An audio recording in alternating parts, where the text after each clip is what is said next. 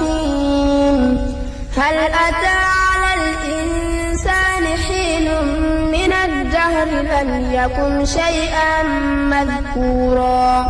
إنا خلقنا الإنسان من نطفة أمشاج نبتليه فجعلناه سميعا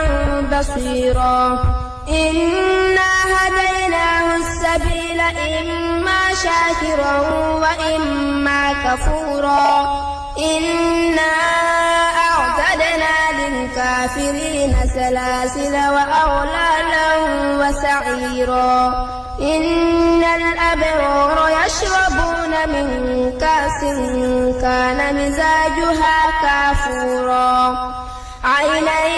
يشرب بها عباد الله يفجرونها تفجيرا يوفون